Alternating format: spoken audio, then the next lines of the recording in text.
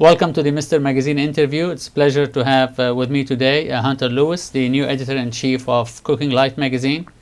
This is the third editor of Cooking Light magazine in its entire history. And as you all well know, Cooking Light is one of the leading cooking lifestyle magazine in the country. It was established in the 80s and has been going strong since then. Hunter, welcome to the Mr. Magazine Thank interview. you, Samir. As the new editor, tell me a little bit about what are your hopes, expectations, changes. What's your plans for Cooking Light? Well, I've been on the job for a month and a week, and you go in with some preconceived notions about what you're going to do and what kind of changes you make. My first impression is that the state of the magazine, the state of the brand is really strong. It's got a great team.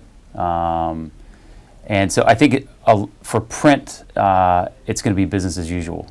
We're going to build on the foundation that that Scott built, and we're going to continue to produce great recipes and beautiful photos and good stories. I think you're going to see much more of a focus on digital over the next couple of years, and it's up to me and to our team to figure out how we can shift some of our resources that are typically dedicated to print over to digital in a smart way, and not just maintain print, but grow it. But in the digital space, figure out new ways to tell great stories. Somehow, nobody anymore is talking about the death of print. People are saying maybe decline of print, but at least the word death of print have vanished from our vocabulary. Yet, we are seeing more and more editors, brand leaders, are talking about this marriage between print and digital.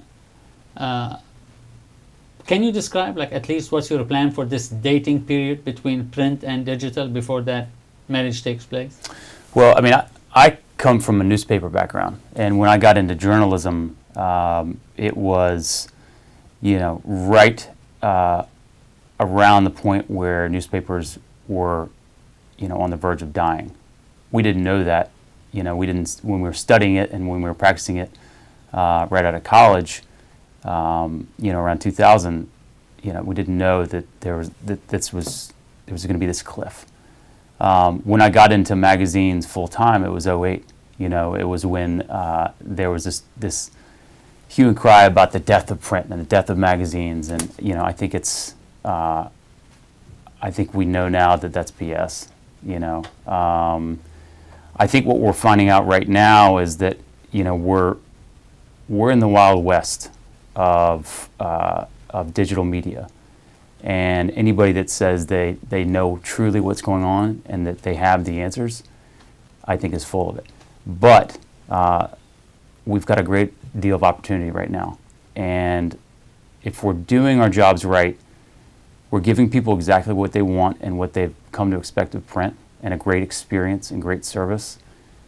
And we're trying new things in the digital space and trying to figure out what's going to stick. And the cool thing right now that I love is that, it's not just what's going on CookingLight.com. It's what's going on our Instagram account. It's our 3.3 million Facebook followers, which is a completely new front page. And as an old newspaper guy, this idea of having that kind of front page and that kind of audience, to try new things and to test new posts, is a really cool thing. It's sharpening our focus on Twitter. It's making a tighter tablet version with different kinds of bells and whistles. So, it's a lot of different things, and there's a lot of different what could be distractions. But I look at each one of those platforms as a different opportunity. And it's not a one-size-fits-all case. What we do in the magazine doesn't have to translate to digital. We can parcel out different pieces of content and try them in new ways online. I think on CookingLight.com you're going to see much more of an emphasis on digital storytelling down the road. I think we are at a point right now where we've got a great opportunity to capitalize on the interest in food in the country. We've never been more passionate about food. We've got a great foundation that we're building with the chefs all across the country. You've got this massive interest in home cooking. We also have never been unhealthier as a country. And what's going on right now with obesity rates and with diabetes, you've got this wonderful opportunity for Cooking Light, to find out where that intersection should happen between the passion for food and living a healthier way. And that's going to be my gig, of finding that perfect intersection and getting that onto the marketplace. And that leads me to the question that it's also an intersection in your life. I mean, you are a cook Mm-hmm. and a journalist. Mm-hmm. How are you going to apply those two professions into the pages or pixels on the screen of Cooking Light? Well, I mean, I identify myself as a cook first and an editor second. There's some days where I wish I was at the stove more than I was at my desk. But I think, first off, it just starts with bringing a passion to the page, and bringing this joy of cooking and this joy of sharing, this joy of hospitality to the page and to the screen. So, at the baseline, there's that. I think, well, my wife is an RD, and she always says, you pay the grocer now or the doctor later. I believe that, one of the ways, the best ways to be healthier is to cook at home and to cook with the right things. And, there's nothing, I've been more impressed with the Test Kitchen and the healthy recipes that they produce more than anything else since I've started in the past month. And there's nothing else like a Cooking Light recipe. And we need to be proud about that. We need to be beating our chests about that, particularly in this day and age about, with Pinterest and with blogs, and there's a lot of dilution of recipes out there. They're undervalued. And a Cooking Light recipe is a special thing. It's something that we need to go out in the marketplace and do a better job of promoting and finding new partnerships. And it's, a recipe is, for people that don't cook, a recipe is just a recipe. It's it's kind of a diluted product. But our recipes, if you think about them like a product, if you think of them like a baguette, they're a top-notch baguette, and they're being produced in a kitchen by a really, really talented crew of cooks and editors. So that will be part of my job as a cook and as an editor of getting the message out about the value of Cooking Light recipes. And yet, I mean, Cooking Light have been known for its shocking covers. When you look at, like, for example, this brownie, and you say, like, what's light about this? Mm-hmm. Is that going to be part of your technique as the new editor? I mean, are we still going to, like, sell to the eye and then let the brain settle down and say, oh, wow, this is really light? Absolutely. I mean, Samir, we eat with our eyes first. And, back in the day, you could run recipes without images and people would understand. We're such a visual society that the image has to be just as good as the recipe.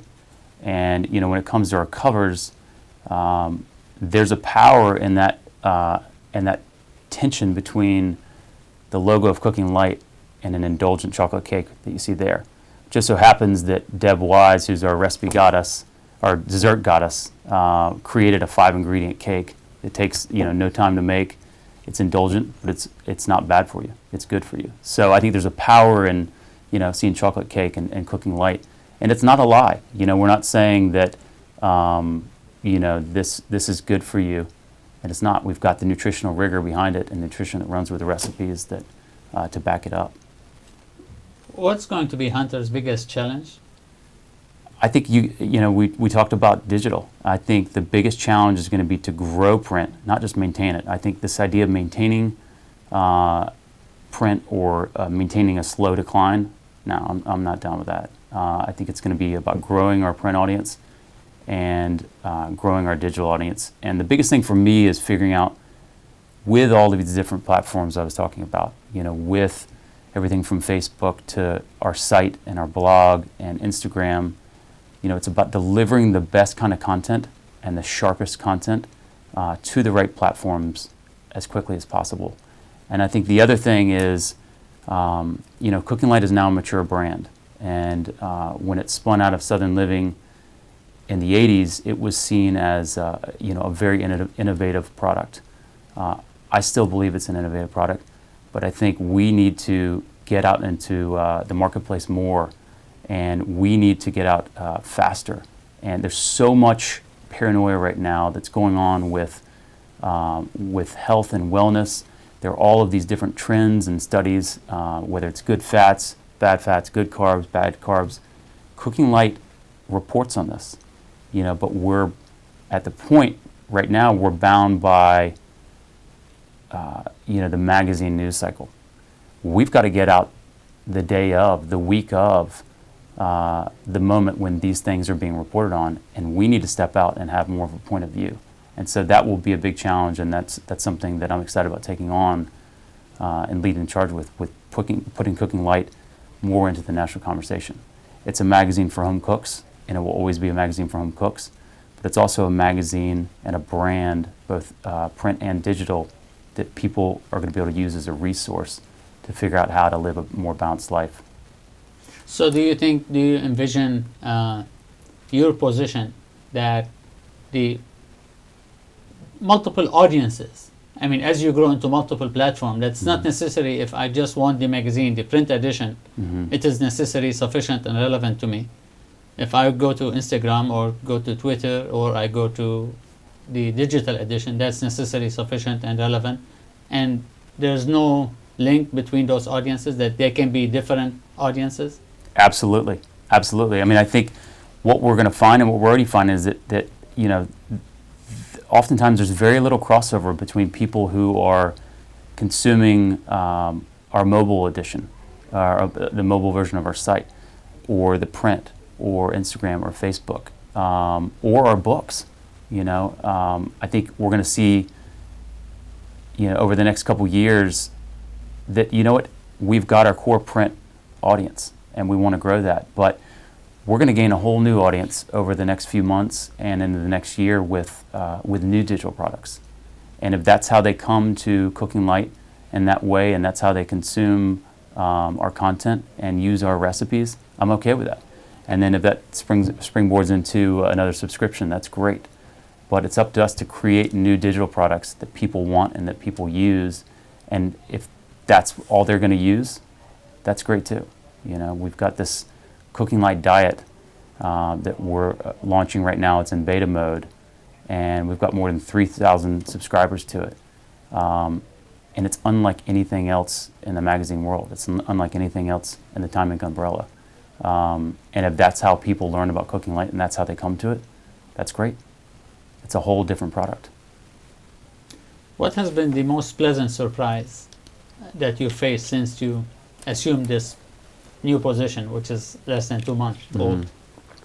Well, I mean, I think it comes back to, as a former jock and somebody who believes in teams, I think I've been very pleasantly surprised with how good the people on our team are and how strong they are. From the art department to the test kitchen to the production team. We've got a really, really great crew that looks after one another, that works hard, that believes in the brand, and that, number one, believes that giving and producing great content for our readers is a number one priority. So, in that sense, I'm really lucky. I don't have to build a whole new team. It's just about cultivating and refining what we do. So I think that's my biggest surprise, and probably the biggest blessing is that we've got a great crew in place. In few short years, you'll be celebrating the 30th anniversary of Cooking Light. And if we're sitting here at the Magazine Innovation Center talking about it, what you will tell me about the 30th anniversary? Well, I hope, I'd love to come back, but I hope you come over to Birmingham and break bread with us for the 30th. But I think when we're celebrating the 30th, I want us to be seen as a digital innovator, and I want people looking at Cooking Light as one of the brands that's really set the example about what a food magazine can do with its recipes, about what a food magazine can do to create new products, to help people live healthier lives, to help people manage their health in a better way. so I think the big message that I expect us to convey on our 30th, and I expect us to be celebrating, is that we've been innovators in the digital space. My typical final question to anybody who I interview: what keeps Hunter up at night? Well, last night it was my 1-year-old. The night before was my 3-year-old. But I think what keeps me up at night is, I'll steal what the guy over at Microsoft says. It's not about longevity in this business. It's about relevance. And I think on a daily basis, if we are making a good product, and if we're making people happy with our recipes, and our content is good, that we're going to be relevant. And I think if we're getting it to people on the right platforms quickly, then we're relevant. But it's not about longevity. Well, thank you very much. I really appreciate it. Thanks, Samir. Wish you the best of luck. Appreciate it.